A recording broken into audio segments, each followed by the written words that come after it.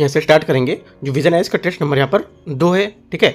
इसका part number 2 देखेंगे। यहाँ से पार्ट 2 में यहाँ पर जो 44 नंबर क्वेश्चन तक मैं आपको करा दिया था पार्ट 1 में, और यहाँ से देखेंगे पार्ट जो 2 रहेगा इसमें 45 नंबर क्वेश्चन से देखेंगे, ठीक है। तो 45 नंबर क्वेश्चन से स्टार्ट करेंगे। और यहाँ पर देखो सिलेबस यहाँ पे पूरा दे रखा है, इसमें क्या क्या सिलेबस इस टेस्ट में है, क्या क्या यहाँ रेफरेंस बुक यहाँ पर ऐड की गई है ना, कौन कौन से यहाँ पर टॉपिक को एक्स्ट्रा ऐड किया गया वो सब यहाँ पर इसमें दे रखा है, राइट। तो स्टार्ट करते हैं, क्वेश्चन देखते हैं। और यहाँ पर जनवरी का जो करंट अफेयर्स है वो भी यहाँ पर शामिल किया गया है। तो 45 से स्टार्ट करते हैं इसको। 45 है, राज्य सूची के विषय पर संसदीय कानून के संबंध में निम्नलिखित कथनों पर विचार करना है। पहला स्टेटमेंट है, यदि राज्यसभा विशेष बहुमत से प्रस्ताव पारित करता है तो संसद राज्य सूची के विषयों पर कानून बना सकती है, ठीक है। पहला क्या होगा, पहला स्टेटमेंट हमारा इसका करेक्ट होगा। जब हमारा राज्यसभा ये घोषणा कर देगी राष्ट्र के हित में यह आवश्यक है कि संसद को राज्य यहाँ पर सूची के विषय पर कानून बनाना चाहिए, ठीक है, तो संसद इस विषय पर कानून बनाने के लिए सक्षम हो जाता है। इस तरह के लिए यहाँ पर इस प्रस्ताव को उपस्थित और मतदान करने वाले यहाँ पर जो 2/3 सदस्य होंगे उनके यहाँ पर होना चाहिए, ठीक है। और यह प्रस्ताव 1 वर्ष तक प्रभावी रहता है और इसे असंख्य बार आगे बढ़ाया जा सकता है, परंतु इसे एक बार में 1 वर्ष से अधिक नहीं बढ़ाया जा सकता है, ठीक है। पहली बात हमारे यहाँ से करेक्ट हो जाएगी।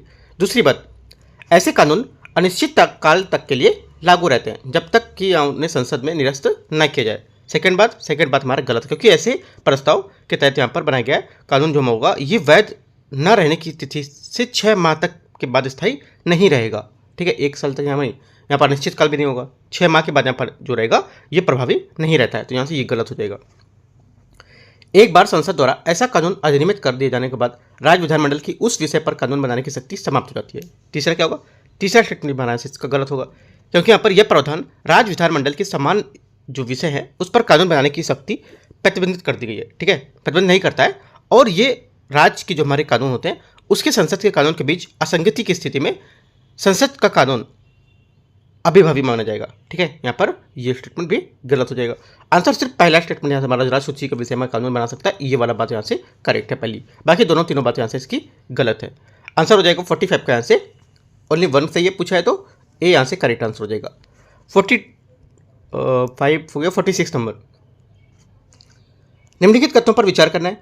अनिवासी भारतीय सशस्त्र बलों के सदस्य विदेश में नियुक्त भारतीय की राजनयिक, ठीक है, इनमें से कितने हैं जो सेवा मतदाता जो डाक मतपत्र से प्रॉक्सी वोटिंग के माध्यम से अपना मतदान करते हैं या उसके पात्र होते हैं। तो पहला स्टेटमेंट देखते हैं। पहली बात यहाँ से क्या हो जाएगी, पहली बात हमारे यहाँ से इसकी ये गलत है, क्योंकि जो सेवा मतदाता वे होते हैं जिनके पास सेवा योग्यता होती है, और सेवा मतदाता या तो डाक मत के माध्यम से अपना जो वोटिंग कर सकते हैं या विधिवत नियुक्ति यहाँ पर जो प्रॉक्सी मतदाता होता है उसके माध्यम से अपना मतदान कर सकते हैं। जो सेवा मतदाता प्रॉक्सी के माध्यम से मतदान करते हैं, चुनाव करते हैं, उनको वर्गीकृत यहाँ पर सेवा मतदाता कहा जाता है, ठीक है। उसमें से हमारा कौन कौन सा आ जाएगा, एक तो हमारा आ जाएगा सशस्त्र बलों के सदस्य और विदेश में नियुक्ति किए गए जो भारतीय हमारे राजनयिक है वो, ठीक है। यहाँ पर जो रहेगा पहला स्टेटमेंट यहाँ से हमारा गलत हो जाएगा, क्योंकि यहाँ पर भारत में कोई भी नागरिक जो रोजगार, शिक्षा आदि के कारण देश से बाहर है, जिसने किसी भी अन्य देश की यहाँ पर नागरिकता अर्जित नहीं किया और अन्यथा अपने पासपोर्ट में लिखित पते के आधार पर मतदाता के रूप में पंजीकृत होने के लिए पात्र है, उन्हें अभी तक प्रॉक्सी वोटिंग के माध्यम से मतदान करने की अनुमति नहीं दी गई है। याद रखना है, पहला गलत हो जाएगा। ओनली 2, 3 करेक्ट है, तो 2 बातें यहाँ से चाहिए, बी आंसर हो जाएगा। 47 है, न्यायपालिका को स्वतंत्र प्रदान करने के लिए संविधान द्वारा उच्चतम न्यायालय और उच्च न्यायालय के जो न्यायाधीश होते हैं उसको पद से हटाना अत्यंत कठिन बना दिया है, ठीक है। इस संदर्भ में निम्नलिखित में से कौन सा कथन सही है। देखो, पहली बात, उच्च न्यायालय के मुख्य न्यायाधीश को केवल सिद्ध कदाचार क्षमता के आधार पर ही हटाया जा सकता है, पहला स्टेटमेंट करेक्ट है। न्यायाधीश के विरुद्ध आरोपों वाले जो प्रस्ताव होते हैं उसको संसद में दोनों सदनों के विशेष बहुमत से अनुमोदित किया जाना चाहिए। सेकंड क्या होगा, सेकंड बात इसकी जाएगी, ये भी करेक्ट है, ठीक है। तीसरी बात, अभी तक किसी भी उच्च न्यायालय में न्यायाधीश पद से नहीं हटाया गया, ठीक है। तो तीसरा क्या होगा, तीसरा भी हमारा करेक्ट, अभी तक यहाँ पर कोई भी यहाँ पर इसमें अभियोग नहीं लगाया गया। तीनों बातें हमारी करेक्ट है। आंसर क्या हो जाएगा 47 का, पूछा है कितना यहाँ पर स्टेटमेंट इसके सही है, तो आंसर सी, तीनों सही है। आगे देखते हैं क्वेश्चन 48 नंबर। यहाँ से 48 क्वेश्चन है, स्थानीय सरकार की केंद्रीय परिषद के बारे में निम्नलिखित पर विचार करना है। इसका गठन भारत के राष्ट्रपति के आदेश द्वारा भारतीय संविधान के आर्टिकल 263 के तहत यहाँ पर किया गया है। पहली बात यहाँ से करेक्ट हो जाएगी। दूसरी बात, अपने गठन के बाद ये केवल इस शहरी स्थानीय और शासन के मामले को निपटारा कर सकता है ना। सेकेंड बात गलत है, क्योंकि यहाँ पर 1958 तक ये शहरी और ग्रामीण दोनों स्थानीय शासन संबंधित यहाँ पर था, लेकिन 1958 के बाद ये केवल शहरी स्थानीय निकाय के जो मामले हैं उसका निपटारा यहाँ पर कर रहा है। ठीक है, तो यहाँ से दूसरा स्टेटमेंट यहाँ से इसका गलत हो जाएगा। ठीक है, तीसरा, शहरी जो विकास मंत्री हैं, है ना, केंद्रीय शहरी विकास मंत्री इस परिषद के अध्यक्ष के रूप में काम करेंगे। तीसरा स्टेटमेंट बना है इसका करेक्ट हो जाएगा, क्योंकि यहाँ पर केंद्रीय शहरी विकास मंत्री इस परिषद के अध्यक्ष के रूप में काम करेंगे। ठीक है, और यहाँ पर जो कुछ बातें होती हैं वो इनको देखेंगे। तो यहाँ से आंसर हो जाएगा 1 और 3 तो हमारा सही है, लेकिन पूछा सही कौन सा नहीं है, तो 2, केवल एक स्टेटमेंट हमारे यहाँ से सही नहीं है तीनों में। ठीक है, तो ए यहाँ से 48 का आंसर हो जाएगा। 49, संविधान के तहत पंचायतों के विघटन के संबंध में निम्नलिखित तथ्यों पर विचार करना है। भारत के संविधान के तहत पंचायतों के विघटन के आधार पर निर्दिष्ट नहीं किया गया है। पहला क्या होगा, पहला स्टेटमेंट हमारा ऐसे इसका जो रहेगा ये करेक्ट है। ठीक है, पहली बात यहाँ से सही है। दूसरा, किसी पंचायत की अवधि समाप्ति के पूर्व उसके विघटन की गई जो हमारी नई पंचायत है केवल शेष अवधि तक यहाँ पर बनी रहती है। सेकंड क्या होगा, सेकंड स्टेटमेंट हमारा करेक्ट हो जाएगा, क्योंकि यदि कोई पंचायत कार्यकाल पूरा होने पर ही यहाँ पर विघटित कर दी जाती है तो नई पंचायत जो केवल उतनी ही अवधि के लिए यहाँ पर कार्य करेगी जितना समय विघटित की गई यहाँ पर पंचायत के कार्यकाल में शेष था। ठीक है, दूसरे शब्दों में बस बोल सकते हो जैसे कि यहाँ पर किसी पंचायत है उसकी अवधि के समाप्त होने से पूर्व विघटन जो की गई गठित हमारी नई पंचायत है वो 5 वर्ष की पूरी अवधि के कार्य नहीं करती है, बल्कि उसकी जो केवल बची अवधि है उसमें काम करेगी। सिंपल सी बात में ये समझ सकते हो। ठीक है, तो दूसरा स्टेटमेंट हमारा करेक्ट हो जाएगा। दोनों बातें सही है। 49 का आंसर सही पूछा है तो सी। क्वेश्चन 50, जिला न्यायाधीशों की नियुक्ति के निम्नलिखित योग्यताएं कौन कौन सी आवश्यक होती हैं बताना है। पहले, वह केंद्र सरकार या राज्य सरकार की किसी भी सेवा में कार्यरत नहीं होना चाहिए। ठीक है, पहला क्या होगा, पहला स्टेटमेंट हमारा इसका करेक्ट है। उसे 5 वर्ष तक वकील या अधिवक्ता के रूप में अनुभव होना चाहिए। सेकंड बात यहाँ से गलत है ना, 5 वर्ष नहीं, उसे कम से कम 7 वर्ष के यहाँ पे अधिवक्ता होना चाहिए, 5 नहीं। उसकी नियुक्ति के लिए उच्च न्यायालय द्वारा अनुशंसा की जानी चाहिए। तीसरा यहाँ से करेक्ट है। आंसर पूछा सही कौन सा है तो 1 और 3 2 करेक्ट है, बी यहाँ से आंसर हो जाएगा। क्वेश्चन नंबर 51, केंद्र राज्य संबंध में निम्नलिखित तथ्यों पर विचार करना है। समितियों की सिफारिश क्या क्या है, एक तो खुसरो समिति, ठीक है, राजमन्नार समिति, एम पुंछी आयोग समिति, सरकारिया समिति, इनमें से संयुक्त कोड का प्रयोग करके चुनना है उत्तर, कौन सा हमारा आंसर सही होगा। ठीक है, देखो देखते हैं इसको। यहां से देखो पहला स्टेटमेंट है खुसरो समिति। खुसरो समिति क्या है, जो पहला स्टेटमेंट है खुसरो समिति का ये इसमें नहीं शामिल होगा। ठीक है, खुसरो समिति यहाँ पे इसमें नहीं है। दूसरा देखते हैं राजमन्नार समिति को। देखो राजमन्नार समिति हमारा होगा सरकारी आयोग और एम पुंछी आयोग और राजमन्नार समिति, ये तीनों जो हमारे हैं ये केंद्र राज्य संबंध से संबंधित हैं। किससे, केंद्र राज्य संबंध है हमारे, एक तो राजमन्नार समिति, एम पुंछी आयोग और सरकारिया, लेकिन ये खुसरो समिति से संबंधित नहीं है। राइट, जून 1993 में 1983 में 1983 में केंद्र सरकार द्वारा न्यायमूर्ति RS सरकारिया की अध्यक्षता में केंद्र राज्य संबंध जो थे उसमें 3 सदस्यीय आयोग का गठन किया था। इस सहकारी संवाद पर बल दिया था और कहा था कि यहाँ पर संवाद एक स्थिर संस्थागत अवधारणा की तुलना में सहकारी कार्रवाई के लिए पर एक कार्यात्मक व्यवस्था है। ठीक है, तो यहाँ से जो हमारा एम पुंछी आयोग है इसका गठन 2007 में किया गया था और इससे 2010 में अपनी सिफारिशें प्रस्तुत की थी। ठीक है, तो ये कुछ बात इसकी याद रखनी है। राइट, और राजमन्नार समिति इसका गठन कब हुआ था, 1969 में इसका गठन किया गया था। ठीक है, अंतर्राज्यीय परिषद के तत्काल गठन के आह्वान के करने के बाद यहाँ पर इसका गठन किया गया था, तो एक याद रखना है। ठीक है, उसके बाद कौन सी बची, सरकारी आयोग, है ना, कौन सी देख ली मैंने, पुंछी आयोग देख ली और यहाँ पर राजमन्नार देख ली और सरकारी आयोग है। सरकारी आयोग मैंने आपको ऊपर बताया था कब किया गया था। ठीक है, तो यहाँ से जो तीनों हैं ये तीनों यहाँ से करेक्ट हो जाएंगे। लेकिन खुसरो समिति जो होती है ये कृषि समीक्षा के लिए गठित की गई थी। किसके लिए, कृषि समीक्षा होती है उसके रूप में यहाँ पर गठित की गई थी। इसका गठन हुआ था 1989 में, 1989 में किया गया था। इस समिति ने कृषि और हमारी ग्रामीण जो ऋण समस्या होती है उसका अध्ययन करने के लिए यहाँ पर अंतर्राज्यीय संबंध के बजाय प्रमुख जो हमारी व्यवस्थित सुधार है उसकी सिफारिश करेगी। ठीक है, यहाँ पर राज्य संबंध के इनको नहीं, तो ये गलत हो जाएगा। Only 2, 3, 4 answer B. Question number 52, Panchayati Raj संस्थाओं के संबंध में निम्नलिखित तथ्यों पर विचार करना है। कौन सी समिति गठन सबसे पहले किया गया था, करेक्ट आंसर हो जाएगा 52 का। यहाँ से 52 का आंसर हमारा हो जाएगा यहाँ से बी स्टेटमेंट। JV के राव समिति थी ये सबसे पहले यहाँ पर गठित की गई थी। ठीक है, तो देखो बलवंत राय मेहता समिति, अशोक मेहता समिति 1970 में, 1977। ठीक है, और उसके बाद क्या था, JV के राव समिति 1985 में, JV के राव समिति 1985 में। राइट, LMS सिंघवी समिति यहाँ पर दे रखा है, हाँ LMS सिंघवी दे रखा है, ये हो जाएगी आपकी 1985 में। और ML सिंघवी समिति 1986 में, और ML सिंघवी समिति, JV के राव समिति मैंने बताया, ML सिंघवी समिति 1985 हो गया। और ML सिंघवी 1986 होगा। ML सिंघवी 1986 होगा। JVK राव समिति 1986। देखो JVK जो राव समिति है ये 1985 होगा और ये ML सिंघवी समिति 1986 होगा, ठीक है। और थोंगा समिति 1988 होगा। ये है, तो यहाँ से याद रखना है। तो सबसे पहले अशोक मेहता समिति 1977 बता दिया। तो सबसे पहले कौन गठित की गई थी इनमें से? सबसे पहले यही आ रही है। उससे पहले अशोक मेहता समिति आ रही है, 1977 आ रही है, 1977। और ये कौन सा था इसका? अशोक मेहता JVK राव समिति। इसका आंसर क्या था? 52 का बी था ना, अशोक में। हाँ, अशोक सही तो आ रहा है आंसर। अशोक मेहता समिति इसका आंसर होगा ना, बी। अशोक मेहता समिति सबसे पहले गठित हो रही है। मुझे लगा कि यहाँ पर JVK राव समिति आ रही है, ठीक है। तो अशोक मेहता जो राव मेहता समिति है सबसे पहले गठित की गई थी, बी यहाँ से करेक्ट आंसर है इसका, ठीक है। 52 का। बाकी मैंने तीनों दिखा दिया, आप देख लोगे कौन कौन सी समिति कब गठन किया गया था इसका। आगे देखते हैं क्वेश्चन 53। भारत के संसदीय कार्रवाई में संसद में निम्नलिखित कथनों पर विचार करना है। भारत के महान्यायवादी को किसी सदन की कार्रवाई में बोलने और भाग लेने का अधिकार है, लेकिन दोनों सदनों की संयुक्त बैठक के दौरान नहीं। पहला क्या होगा?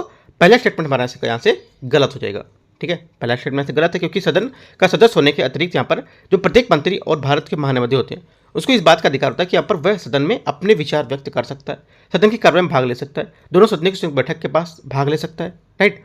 और संसद की किसी भी समिति में वह सदस्य हो सकता है और यहाँ पर भाग भी लेगा और मतदान करने का अधिकार नहीं होगा उसको, ठीक है। यहाँ पे बोला है कि वह बोलने का और भाग लेने का अधिकार होता है, लेकिन यहाँ पर संयुक्त बैठक का नहीं। तो संयुक्त बैठक का भी अधिकार होता है उसको, ठीक है। तो ये गलत हो जाएगा क्योंकि नहीं बोला है।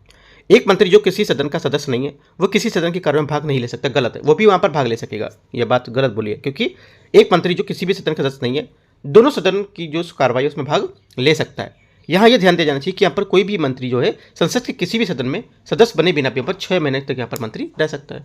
तो आंसर हमारा क्या होगा? दोनों गलत हैं। 53 का सही पूछा है तो डी, कोई सही नहीं है। 54 निम्नलिखित कथनों पर विचार करना है। कथन 1 और कथन 2। यदि कोई व्यक्ति संसद के दोनों सदनों के लिए निर्वाचित होता है तो उसे 14 दिन के भीतर ये बताना होगा कि उसे किस सदन का रहना है, ठीक है। पहला क्या होगा? पहला स्टेटमेंट हमारा यहाँ से इसका गलत है, ठीक है। पहली बात यहाँ से हमारी गलत है क्योंकि उसे 10 दिनों के भीतर बताना होता है, 14 दिन के भीतर नहीं। कथन 2, लोक प्रतिनिधित्व अधिनियम में दोहरी सदस्यता के मामले में स्पष्ट रूप से एक नियम निर्धारित किया गया है। सेकंड क्या होगा? सेकंड बात हमारा यहाँ से करेक्ट है ना। तो यहाँ से पहली बात गलत हो गई, दूसरी बात यहाँ से सही है। तो 54 का आंसर हो जाएगा यहाँ से डी स्टेटमेंट। कौन सा? डी। पहली गलत थी, दूसरी सही है। Question number 55। कभी कभी सुर्खियों में रहने वाला experimental advance super conducting tokamak east जो है रिएक्टर नामक यहाँ पर किस देश में संबंधित है? ये करेक्ट आंसर हो जाएगा 55 का। ये संबंधित है चाइना, डी यहाँ से करेक्ट आंसर हो जाएगा। हाल ही में क्या न्यूज़ में था, चाइना ने यहाँ पर निर्मित कृत्रिम सूर्य की जिसे एक्सप्लोर मेटेरियल जो हमारे पर एडवांस सुपर कंडक्टिंग जो था टोकामक ईस्ट के नाम से जाना जाता था, इसने 1000 सेकंड में अधिक समय तक यहाँ पर जलता रहा था, जिसके साथ यहाँ पर परियोजना के कार्य करने के यहाँ पर वैज्ञानिक जो थे उनके लिए रिकॉर्ड नया बनाया था एक, राइट। और इस कृत्रिम सूर्य ने 1086 सेकंड तक यहाँ पर एक स्थिर जो हमारी उच्च परिसीमा की कक्षा थी, प्लाज्मा थी, उसको परिचालन को बनाए रखा था। तो यहाँ से डी करेक्ट आंसर है इसका। 56। भारत में उच्चतम न्यायालय के न्यायाधीशों के वेतन और भत्ते के संबंध में विचार करने कौन सा सही होगा? आंसर हमारा जो हो जाएगा 56 का, यहाँ से डी स्टेटमेंट क्या है? कोई भी कथन सही नहीं है, ये हमारे से करेक्ट आंसर है। पहला देखते हैं, इनका निर्धारण राष्ट्रपति के द्वारा पर किया जाता है। पहला स्टेटमेंट गलत है क्योंकि यहाँ पर उच्चतम न्यायालय के न्यायाधीश पेंशन होते ही समान उपस्थिति अवकाश पेंशन निर्धारण ये सब संसद के द्वारा किया जाता है, राष्ट्रपति द्वारा नहीं। न्यायाधीश की नियुक्ति पश्चात इनमें कोई भी अहितकारी परिवर्तन केवल संसद द्वारा ही किए जाएंगे, गलत है भी क्योंकि यहाँ पर ये विशेषाधिकार और यहाँ पर परिवर्तन जो होते हैं ये जो संसद के बिना भी यहाँ पर कर सकते हैं इसको, ठीक है, गलत होगा।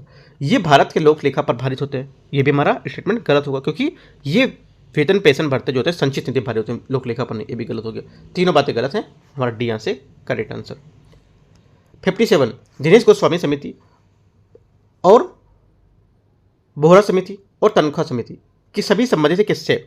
ये सभी संबंधित हमारी निर्वाचन सुधार से, है ना, डी यहाँ से करेक्ट हो जाएगा। बोहरा समिति रिपोर्ट और जो हमारे पूर्व भारतीय सचिव और जो NN वोरा थे उनके द्वारा अक्टूबर 1993 में प्रस्तुत की गई थी, ठीक है। इसमें भारत में राजनीतिक अपराधीकरण और अपराधियों की जो राजनेता है उनको नौकरशाहों को वहाँ पर बीच गठबंधन को बताया गया था, ठीक है। तो यहाँ पर जो तनख्वाह समिति थी इनकी नियुक्ति 2010 में की गई थी। इसका उद्देश्य था कि निर्वाचन संबंधी जो कानून थे उनके निर्वाचन सुधार को सभी जो पहलू थे उस पर विचार करना, ठीक है, देखना। और दिनेश गोस्वामी समिति 1990 में, ये भी निर्वाचन के सुधार के लिए यहाँ पर बताई गई थी। ठीक है, तो यहाँ से आंसर जो हमारा हो जाएगा डी, यहाँ से करेक्ट आंसर हो जाएगा। 58 global energy alliance for people and planet जो हमारा है, निम्नलिखित में से इस पर विचार करना है। ये परोपकारी संगठनों, बहुपक्षीय संस्थान और निजी कंपनियों द्वारा गठित एक गठबंधन है। पहला क्या होगा, पहला स्टेटमेंट यहाँ से हमारा करेक्ट हो जाएगा। ठीक है, सही बोल रहा है। इसका उद्देश्य भविष्य में 4 जो गीगावाट जो हमारे कार्बन उत्सर्जन है उसको कम करना और 1 बिलियन लोगों तक यहाँ स्वच्छ ऊर्जा को उपलब्ध कराना। ठीक है, ये हमारा क्या टारगेट था 2030 तक, राइट। तो यहाँ पर ये स्टेटमेंट सेकंड वाला भी करेक्ट हो जाएगा। तो आंसर क्या हो जाएगा, आंसर हमारा हो जाएगा 58 का सी, दोनों बातें यहाँ से करेक्ट है। 59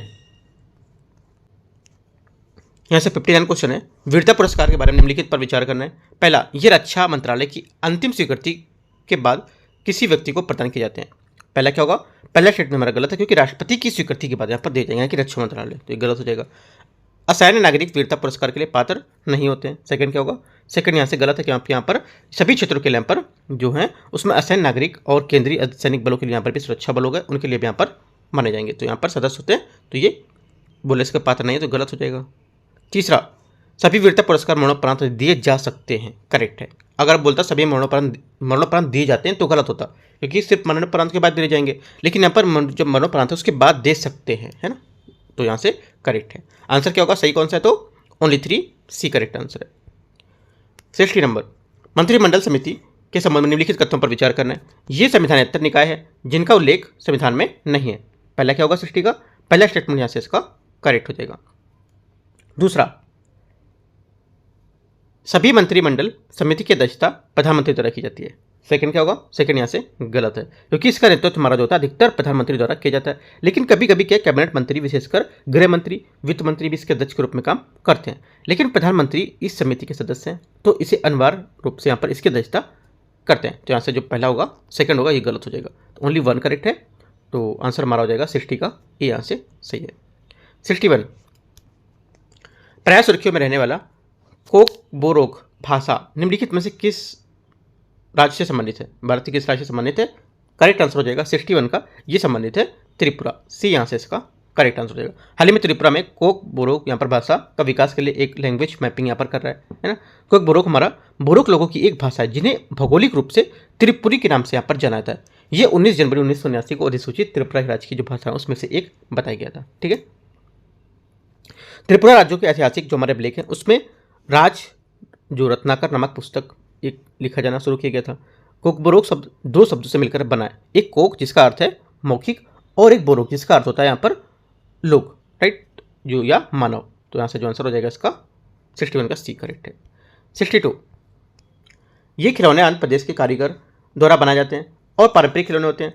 आकुड़, ब्रज और लकड़ी से बनाए जाने वाले यहाँ पर हाल ही में भारत के 76वें गणतंत्र दिवस के रूप में यहाँ पर आंध्र प्रदेश की झांकी में इसे 400 वर्ष पुराने शिल्पकला के रूप में प्रदर्शित किया गया था। ये किस की बात कर रहा है परिच्छेद, ये जो बात कर रहा है ये कर रहा है एटिकोप्पा का खिलौना है ना, एटिकोप्पा का खिलौना है, इसकी बात कर रहा है। तो यहाँ से क्या होगा, सी यहाँ से इसका करेक्ट आंसर हो जाएगा। ठीक है, इस प्रक्रिया में अंत में जो हमारी इलेक्ट्रेट टेक्निक होती है उसका यहाँ पर प्रयोग किया गया था। ये एक प्राचीन विधि थी जिसमें लाख रेजिन जो है उनका उपयोग यहाँ पर किया जाता था, पहले पक्का रंग करने के लिए, उसके बाद में ऊपर दूसरा रंग चढ़ाते थे। इससे क्या होता था, चमकदार और जो हमारी विषैली फिनिश तैयार यहाँ पर हो जाती थी, जिससे बच्चों के लिए एक और उतनी सुंदर अलंकृत दिखाती थी। तो सी यहाँ से करेक्ट आंसर है। 63, राज्य विधानमंडल के सदस्यों को निम्नलिखित में से कौन सा समूह विशेषाधिकार प्रदान करता है, करेक्ट आंसर हो जाएगा। जो विशेषाधिकार प्रदान करता है ये किसी सदस्य की गिरफ्तारी और हिरासत के बारे में तत्काल सूचना प्राप्त करने का अधिकार। ये क्या होगा, राज्य विधानमंडल के जो सदस्य होते हैं उसमें सामूहिक विशेषाधिकार इनको प्रदान किया गया। तो सी यहाँ से हमारा 63 का करेक्ट आंसर हो जाएगा। सामूहिक विशेषाधिकार होता क्या है, देखो ये जो परिचित को किसी कार्रवाई में या ऐसी कार्रवाई होती है उसको परिचित कर इसकी जो कुछ महत्वपूर्ण मामले हैं उसमें गुम बैठक कर सकता है। ठीक है, और एक पॉइंट और है, वह अपनी प्रक्रिया अवकार संचालन नियम और विनिमय के माध्यम से कर सकता है और ऐसे मामलों में यहाँ पर निर्णय ले भी सकता है। तो 2 पॉइंट और ये तीसरा पॉइंट जो आंसर है इसका, तीनों पॉइंट आपको याद रखना है जो हमारे विशेषाधिकार है, सामूहिक विशेषाधिकार जो राजमंडल है इसके। ठीक है, आप क्या लिखोगे, राज्य विधानमंडल के सामूहिक विशेषाधिकार, और 3 पॉइंट ऐसे करके आप नोट कर लोगे, है ना। कोई भी क्वेश्चन पूछ सकता है इसमें से कि इनमें से कौन सा है ना, याद रखना है। 64, लोक प्रतिनिधित्व अधिनियम 1951 में निम्नलिखित में से कौन सा कथन यहाँ पर शामिल नहीं है, करेक्ट आंसर हो जाएगा 64 के यहाँ से जो शामिल नहीं है वो यहाँ से हो जाएगा इसका आंसर। बोल है इसमें सदस्यों की अर्हता, मतदाताओं की अर्हता, राजनीतिक दलों का निबंधन और चुनावी अपराध। तो करेक्ट आंसर 64 का होगा यहाँ से। मतदाता जो हमारी अर्हता होती है, मतलब जो क्वालिफिकेशन होता है, ये इसमें शामिल नहीं है 1951 वाले में, है ना। क्या क्या शामिल है इसमें, देखो इसमें शामिल है भ्रष्ट आचरण और चुनावी अपराध, है ना, यहाँ पर लिखा हुआ है, राइट। चुनाव का संचालन शामिल है, 2 पॉइंट। तीसरा पॉइंट है राजनीतिक दलों का निबंधन, नोट कर सकते हो सब पॉइंट आप, ठीक है। और चुनाव संचालन के लिए प्रशासनिक मशीनरी, आम चुनाव की जो अधिसूचना और संसद द्वारा राज्य विधायकों की अर्हताएं और योग्यताएं, ठीक है। लेकिन मतदाताओं की अर्हता यहाँ पर नहीं होगा, ठीक, गलत हो जाएगा। तो आंसर हमारा बी 64 का करेक्ट है। 65 है निम्नलिखित पर विचार करना, ध्यानाकर्षण प्रस्ताव, विशेषाधिकार प्रस्ताव और निंदा प्रस्ताव। इनमें से कितने प्रस्ताव पारित होने पर किसी मंत्री को निंदा हो सकती है। करेक्ट आंसर हो जाएगा 65 का। यहाँ से ये देखो कौन कौन सा हो सकता है। एक तो यहाँ से हो जाएगा हमारा, एक तो विशेषाधिकार प्रस्ताव हो जाएगा, ठीक है। विशेषाधिकार प्रस्ताव जब किसी मंत्री द्वारा संसदीय विशेषाधिकार को उल्लंघन से संबंधित होता है तब। और यहाँ पर दूसरा हो जाएगा आपका ये निंदा प्रस्ताव, ठीक है।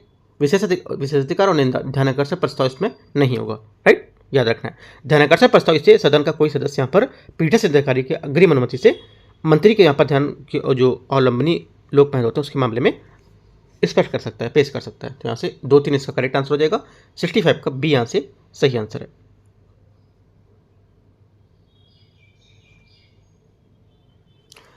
सिक्स नंबर देखते हैं। 66 है नगर क्षेत्रीय समिति के संबंध में निम्नलिखित पर विचार करना है। ये एक छोटे कस्बे और प्रशासन के लिए स्थापित एक शहरी निकाय, स्थानीय निकाय है। पहला क्या होगा, पहला स्टेटमेंट हमारा यहाँ से हो जाएगा, ये स्टेटमेंट पहले वाले का सही हो जाएगा, है ना, पहली बात यहाँ पर हमारी सही है।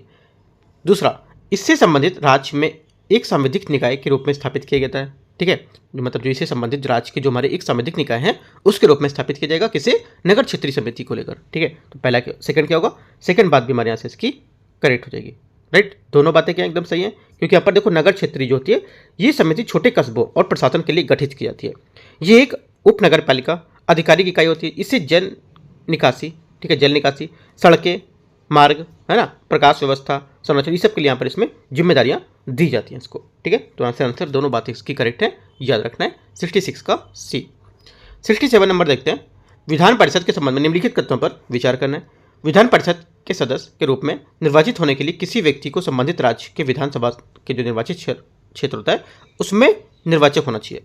पहला क्या होगा, पहला स्टेटमेंट हमारा ऐसे इसका ये गलत है। ऐसा कुछ यहाँ पर नहीं है कि यहाँ पर किसी व्यक्ति को विधान परिषद के लिए निर्वाचित होने के लिए यहाँ पर किसी विधानसभा का निर्वाचन क्षेत्र का होना आवश्यक हो, ये बात गलत हो जाएगी।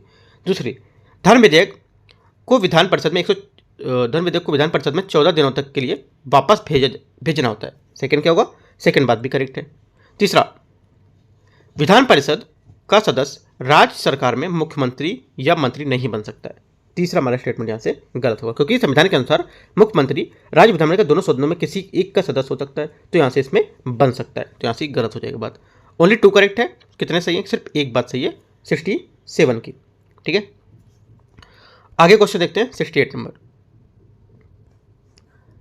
राज्य विधानमंडल में धन विधेयक के संबंध में निम्नलिखित कथनों पर विचार करना है। यदि राज्यपाल किसी धन विधेयक को राष्ट्रपति के विचारार्थ अवरक्षित करते हैं तो ऐसे विचार के पश्चात राज्यपाल की स्वीकृति आवश्यक होती है। पहला क्या होगा, पहला स्टेटमेंट यहाँ से जो रहेगा ये गलत है, क्योंकि जब राज्यपाल धन विधेयक के राष्ट्रपति के विचारार्थ सुरक्षित रखते हैं तो विधेयक के अधिनियमन में उनकी कोई अन्य भूमिका नहीं होती है, राइट।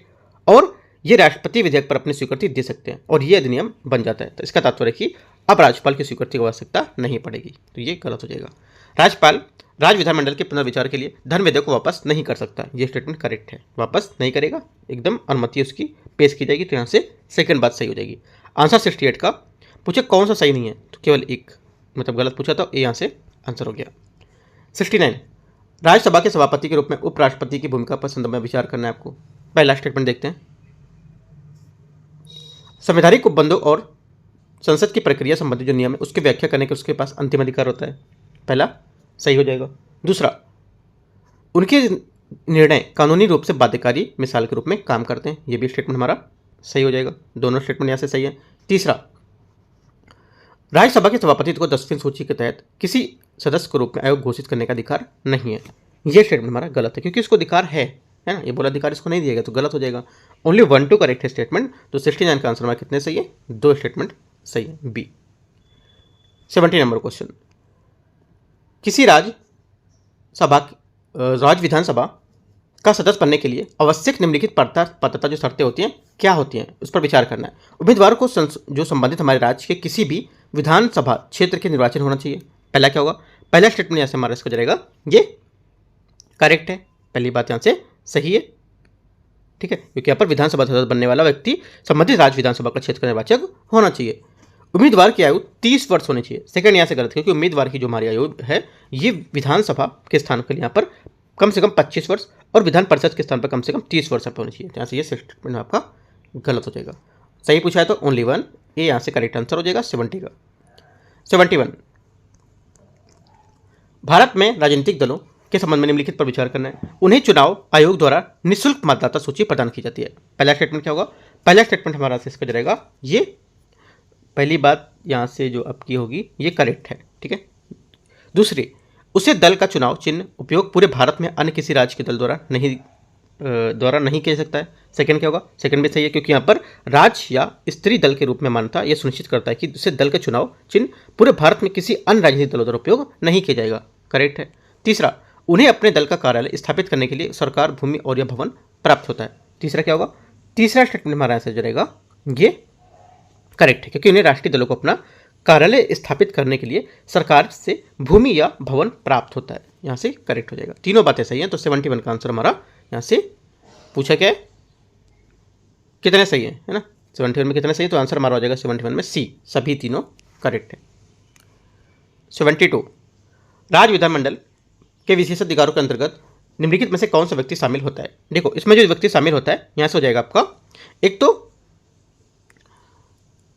विधान परिषद के हमारे सदस्य हो जाएंगे, ठीक है, और विधानसभा के सदस्य हो जाएंगे, ये भी करेक्ट हो जाएगा। और विधान परिषद के सदस्य हो गए, विधान परिषद के सदस्य, विधानसभा के सदस्य और विधान परिषद का अध्यक्ष, तीनों हो गए, है ना। राज्य महाधिवक्ता ये भी यहाँ पर शामिल होगा, लेकिन यहाँ पर राज्यपाल शामिल नहीं होता है, राइट, ये स्टेटमेंट आपको गलत है, क्योंकि ये विशेषाधिकार राज्यपाल को प्राप्त नहीं होता है, जो कि राज्य विधानमंडल का अभिन्न अंग माना जाता है। ये गलत हो गया, आंसर 2 3 4 5, तो आंसर हो जाएगा सी, यहाँ से स्टेटमेंट करेक्ट है।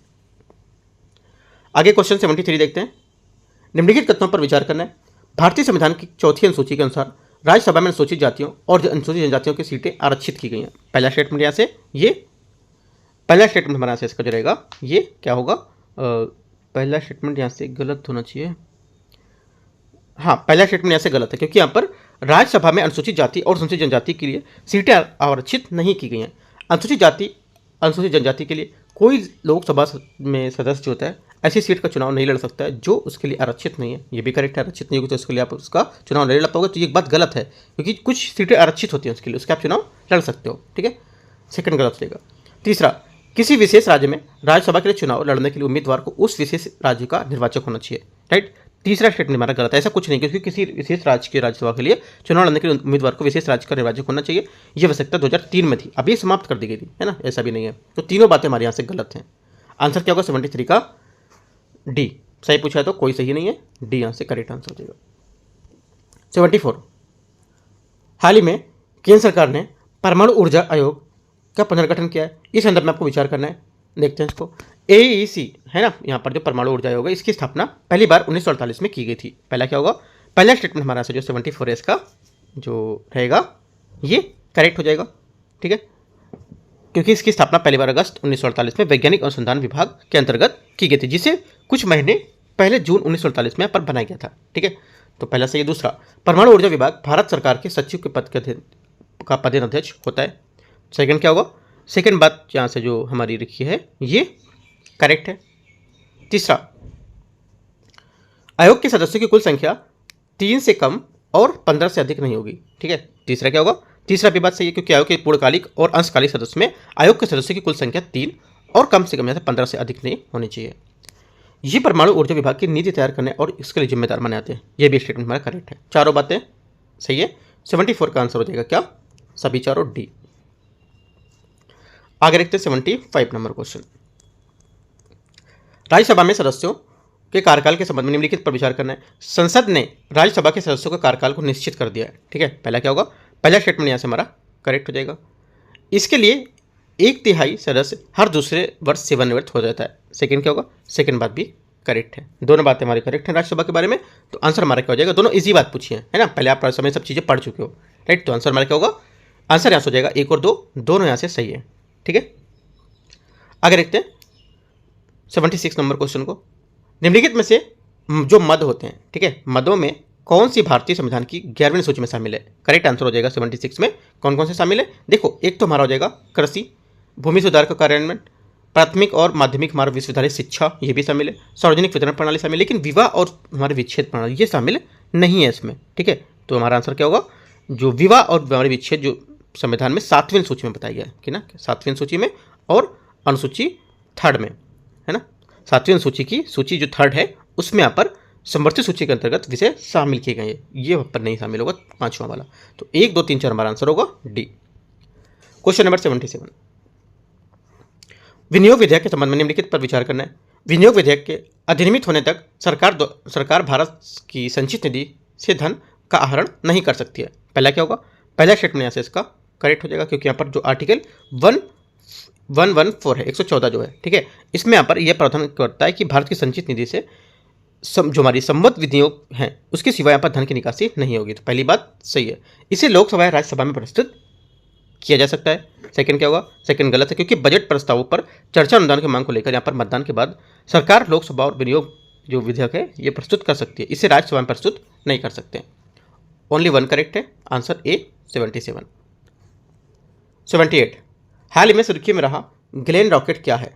ग्लेन रॉकेट क्या है? करेक्ट आंसर हो जाएगा 78 का यहाँ से। ये एक आंशिक रूप से पुनः प्रयोज्य उच्च भार उठाने वाला एक प्रक्षेपण यान है, ठीक है, जिसे अमेरिकी कंपनी ब्लू ओरिजिन जो है उसके द्वारा विकसित और संचालित किया जा रहा है। तो 78 का सी यहाँ से करेक्ट आंसर हो जाएगा। ये लगभग 320 फीट ऊंचा और 2 चरणों वाला रैकेट है, ये भी पॉइंट आपको याद रखना है, ठीक है। और एक पॉइंट और देख लेते हैं इसमें, और कुछ खास नहीं है, बाकी 2 पॉइंट आपको यहाँ से याद रखना है। आगे देखते हैं क्वेश्चन 79, छावनी बोर्ड के संबंध में निम्नलिखित तथ्यों पर विचार करना है। ये गृह मंत्रालय के प्रशासनिक नियंत्रण में काम करते हैं। पहला स्टेटमेंट क्या होगा? पहला स्टेटमेंट हमारे यहाँ से इसका ये गलत हो जाएगा, क्योंकि ये रक्षा मंत्रालय के प्रशासनिक नियंत्रण में काम करते हैं, ना कि गृह मंत्रालय के। छावनी बोर्ड के मुख्य कार्यकारी अधिकारी की नियुक्ति भारत के राष्ट्रपति द्वारा की जाती है, एकदम करेक्ट आंसर है ना। इनकी नियुक्ति जो भारत के राष्ट्रपति द्वारा की जाएगी, और यह बोर्ड की समिति के बारे में प्रस्ताव को निर्णय को लागू करेंगे और इनके प्रयोजन हेतु स्थापित जो केंद्रीय कैडर है उससे संबंधित होंगे ये। तो यहाँ से आंसर सिर्फ 2 करेक्ट है, तो बी यहाँ से सही होगा। 80 नंबर, निम्नलिखित स्थितियों पर उनकी जो मंत्रिपरिषद है उसका त्यागपत्र आवश्यक हो जाता है, किसको लेकर के? यदि लोकसभा सरकार के विरुद्ध अविश्वास प्रस्ताव पारित कर दे तब, है ना। पहला क्या होगा? पहला स्टेटमेंट हमारा से इसका जाएगा ये करेक्ट है, सही बात बोल रहे हैं, ठीक है। दूसरी बात, यदि सदन में राष्ट्रपति अभिभाषण पर धन्यवाद प्रस्ताव को अस्वीकार कर दे तो भी हमारा होगा, है ना। तीसरा, यदि लोकसभा सरकार द्वारा प्रस्तुत धन विधेयक को अस्वीकार कर देती है तो भी यहाँ पर होगा, ठीक है। यदि लोकसभा धन विधेयक को अस्वीकार हो जाता है तब धन विधेयक संबंध में राज्यसभा के पास सीमित शक्तियां हैं और वह केवल सिफारिश कर सकती है, जिन्हें लोकसभा यहाँ पर स्वीकार या अस्वीकार कर सकता है। तो तीनों बातें हमारे यहाँ से इसकी करेक्ट हैं। तो 80 का जो आंसर हो जाएगा, इसमें ये कौन सी स्थिति ऐसी थी जो मंत्रिपरिषद का त्यागपत्र आवश्यक हो जाएगा? तीनों शर्तों पर आवश्यक होगा, है ना। आप लिख सकते हो क्वेश्चन बना के ऐसे करके, पॉइंट लाइन लिखोगे मंत्रिपरिषद का त्यागपत्र आवश्यक होगा कब, पॉइंट ऐसे करके, तीनों ऐसे करके लिख लो ऐसे, तो काफ़ी अच्छे से चीज़ें आपको तैयार हो जाएंगी। देखो, आप A4 पेपर लेके बैठते हो, अगर यहाँ से कुछ सॉल्व करते रहते हो या पॉइंट लिखते रहते हो तो अच्छा टेस्ट सॉल्व करना। ऐसे आप देख रहे हो, सुन रहे हो तो कोई मतलब नहीं टेस्ट पेपर सॉल्व करने का। एक मैं पहले ही बता चुका हूँ, A4 पेपर लेके बैठो टेस्ट पेपर में और अपना आपका अच्छा सा नोट्स या पॉइंट बताते रहो जो आपको चीज़ें नहीं आती हैं वो, ठीक है। आगे देखते हैं क्वेश्चन 81 नंबर। मैं हमेशा बताता हूँ जब टेस्ट सॉल्व कराता हूँ, यहाँ पे 81 नंबर है, Pinaka multi barrel rocket launcher के संबंध में आपको विचार करना है। पिनाका प्रणाली को पहली बार उपयोग कारगिल युद्ध के दौरान पर किया गया था। 81 का पहला यहाँ से जो स्टेटमेंट रहेगा क्या होगा? पहला स्टेटमेंट यहाँ से हमारा करेक्ट है, ठीक है, पहली बात सही है, क्योंकि यहाँ पर इसे पहली बार 1999 में 1999 में कारगिल युद्ध के दौरान पर तैनात किया गया था। दूसरा, इसकी मारक क्षमता 150 किलोमीटर तक है, ठीक है। सेकंड क्या है? सेकंड बात हमारे यहाँ से इसकी गलत है, क्योंकि इसकी मारक क्षमता 90 किलोमीटर तक है। इसे रक्षा अनुसंधान विकास संगठन DRDO द्वारा वहाँ पर विकसित किया गया था। तीसरा क्या है? तीसरा यहाँ पर करेक्ट हो जाएगा, क्योंकि इसको DRDO द्वारा यहाँ पर विकसित किया गया था, सही है। आंसर क्या होगा? 81 का गलत पूछा है तो कौन सा गलत है? तो केवल एक गलत है। 82, लोक अदालतों के संबंध में निम्नलिखित तथ्यों पर विचार करना है। इसे विधिक सेवा प्राधिकरण अधिनियम 1987 के अंतर्गत सांविधिक दर्जा प्रदान किए गए। पहला क्या होगा, पहला स्टेटमेंट यहाँ से इसका जो रहेगा ये करेक्ट है, सही है। दूसरी बात, लोक अदालत का अधिनिर्णय बाध्यकारी नहीं होता है तथा अपील योग्य होता है। सेकंड क्या है, सेकंड बात हमारे यहाँ से इसकी गलत है, राइट। सेकंड बात हमारे यहाँ से गलत है क्योंकि यहाँ पर लोक अदालत का जो हमारा अधिनिर्णय है संबंधित जो पक्ष है उसके लिए बाध्यकारी माना जाएगा। यह बोला बाध्यकारी नहीं है तो गलत हो गया। लोक अदालत द्वारा दावे के आकलन करते समय सिविल प्रक्रिया संहिता, साक्ष्य अधिनियम जैसे प्रक्रिया जो विधि है उसकी सख्ती से अनुप्रयोग नहीं किया जाता है। तीसरा क्या होगा, तीसरा सही है क्योंकि यहाँ पर देखो लोक अदालत की जो प्रमुख विशेषताएं होती है, लचीली प्रक्रिया, विवाद या जो त्वरित सुनवाई होती है, उसमें लोक अदालत के दावों का आकलन करने के लिए सिविल प्रक्रिया संहिता के साक्ष्य अधिनियम के तहत यहाँ पर इसको सख्ती का अनुप्रयोग करने की आवश्यकता नहीं होती है, राइट, करेक्ट है। तो 1 और 3 हमारी बात सही है 82 में, तो आंसर क्या हो जाएगा, 2 बातें सही है। 83 ब्लू गोस्ट मिशन जो है उसके बारे में विचार करना है। ब्लू गोस्ट मिशन इसरो द्वारा लॉन्च किया गया था। पहला स्टेटमेंट यहाँ से 83 का क्या होगा, गलत हो जाएगा क्योंकि यहाँ पर ये जो है स्पेसएक्स फॉल्कन 9 प्रक्षेपण यान अमेरिकी जो हमारे फायरफ्लाई जो थे और उसके ब्लू गोस्ट मिशन को लेकर जापान की जो हमारी आई स्पेस कंपनी थी उसके द्वारा पर लॉन्च किया गया था, ना कि यहाँ पर इसरो के द्वारा, ठीक है। तो ये गलत हो जाएगा। इस मिशन का उद्देश्य चंद्रमा की सतह पर वैज्ञानिक पेलोड को पहुंचाना, ये स्टेटमेंट हमारा सही है, राइट। तो आंसर हमारा क्या होगा, आंसर हमारा सिर्फ दूसरा करेक्ट है, पहला गलत था। तो आंसर सही पूछा तो बी यहाँ से या 2 यहाँ से करेक्ट आंसर हो जाएगा, ठीक है। क्वेश्चन नंबर 84 महाकुंभ मेला के संबंध में निम्नलिखित कथनों पर विचार करना है।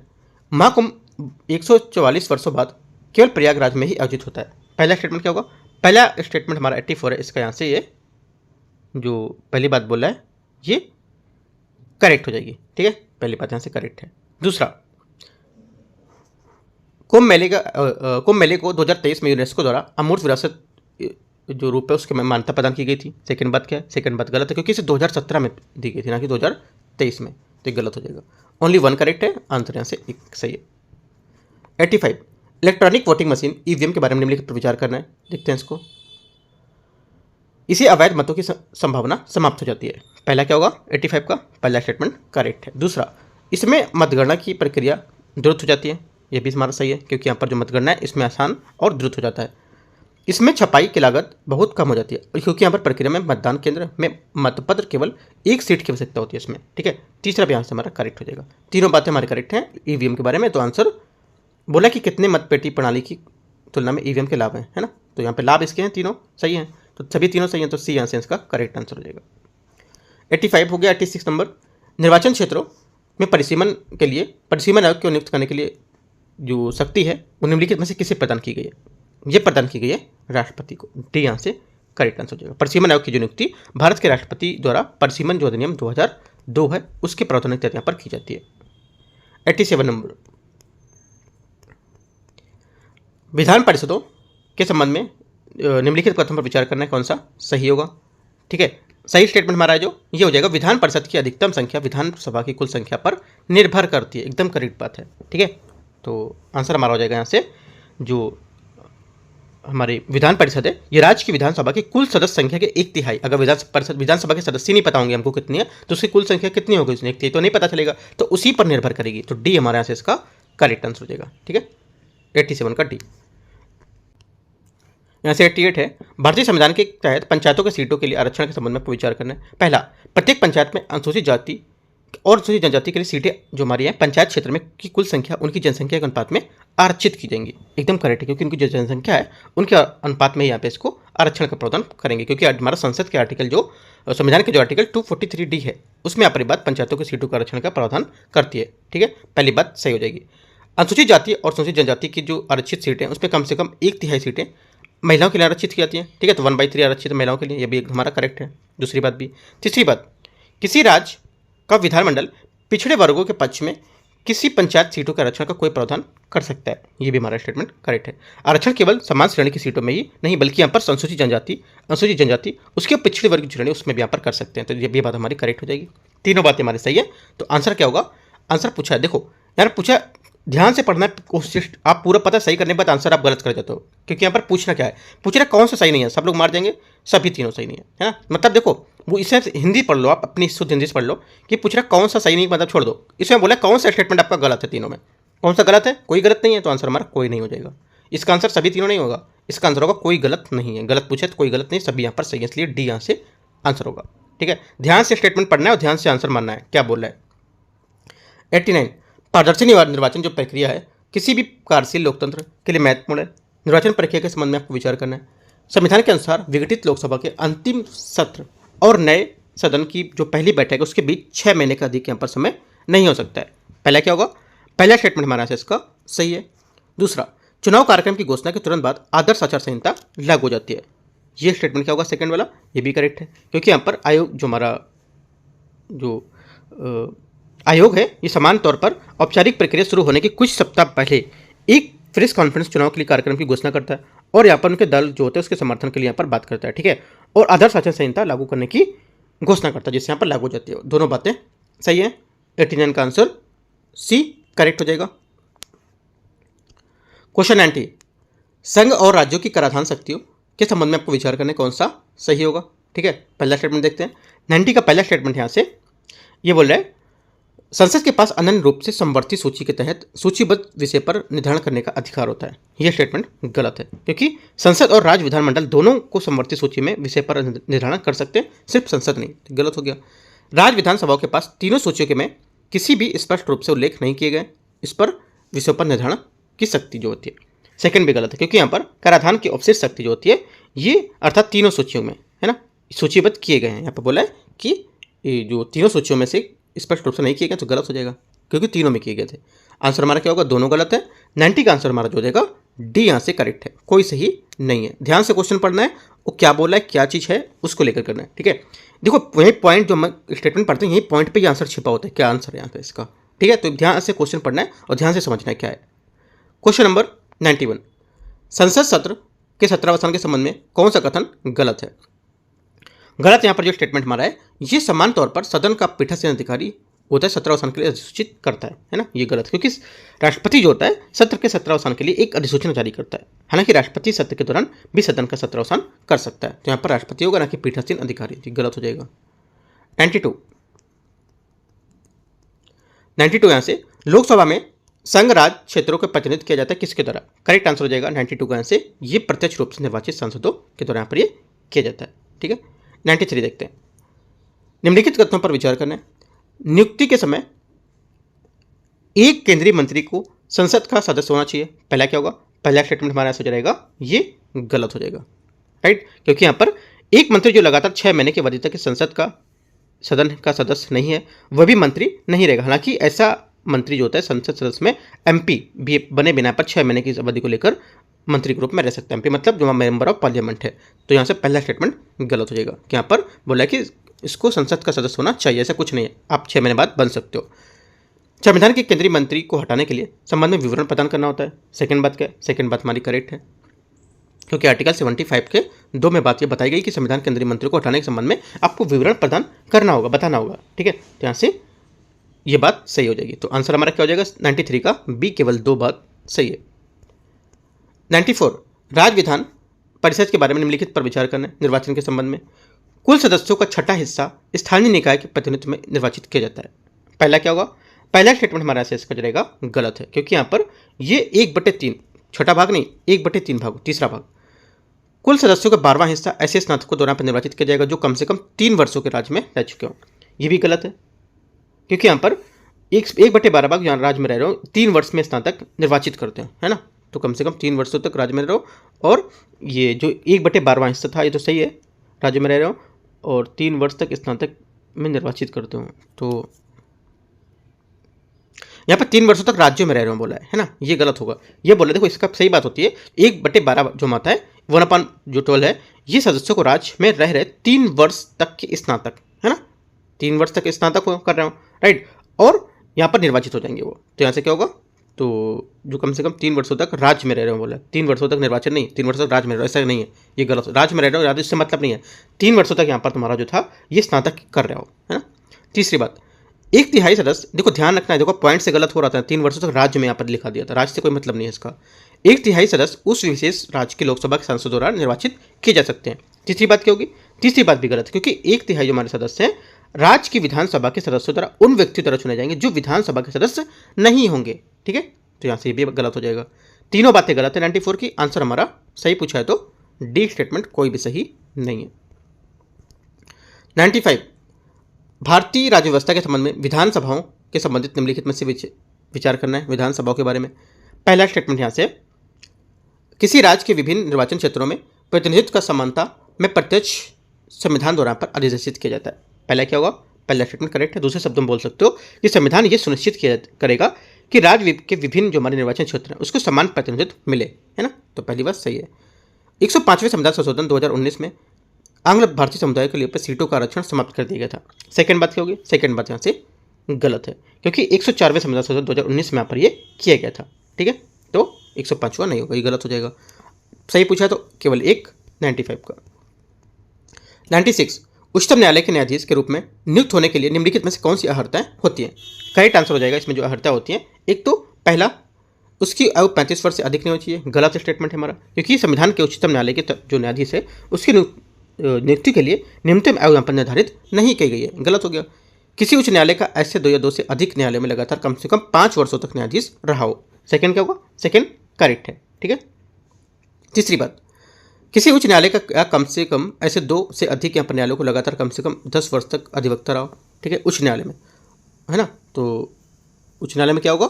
यहाँ से जो 10 वर्ष तक हो तो ये भी हमारी बात यहाँ से सही हो जाएगी क्योंकि यहाँ पर किसी उच्च न्यायालय में या 2 या 2 से अधिक न्यायालयों में लगातार 10 वर्ष तक अधिक अधिवक्ता का रहा हो, ठीक है।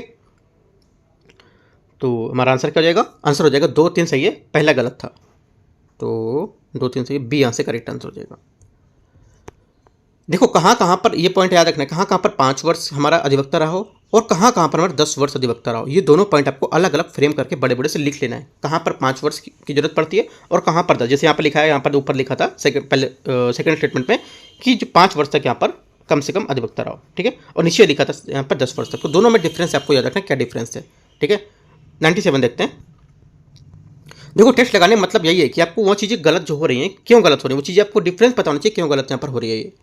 97 लोकसभा में अध्यक्ष के पद के संदर्भ में आपको विचार करना है। अध्यक्ष सत्तारूढ़ दल का सदस्य होने के नाते नए अध्यक्ष निर्वाचन के बाद यहाँ पर व्यवधान से बचने के लिए अपना पद रिक्त छोड़ देते हैं या रिक्त कर देते हैं, ठीक है। तो पहला क्या होगा? पहला स्टेटमेंट हमारे यहाँ से इसका जो रहेगा गलत है क्योंकि जो हमारा संविधान है उसमें अनुच्छेद जो 94 है उसमें उल्लिखित किया गया जब लोकसभा का विघटन होता है तब अध्यक्ष विघटन के बाद लोकसभा में पहली बैठक में ठीक पहले अपना पद रिक्त नहीं करेगा, है ना, बोला कि रिक्त कर देता है, तो ऐसा गलत है यहाँ से। दूसरा, निवर्तमान अध्यक्ष लोकसभा के सत्र के बाद अगले अध्यक्ष में निर्वाचन तिथि का निर्धारित करता है। सेकंड क्या होगा? सेकंड बात भी गलत है क्योंकि लोकसभा का अध्यक्ष निर्वाचन लोकसभा द्वारा अपने पहले सदस्यों से ही अपने जो हमारी तिथि थी वो निर्धारित कर दी जाती थी, है ना। जो नया होता था वो निर्धारित नहीं करेगा तो गलत हो जाएगा। तो आंसर क्या होगा? आंसर हो जाएगा 97 का डी। सही पूछे, कोई सही नहीं है। 98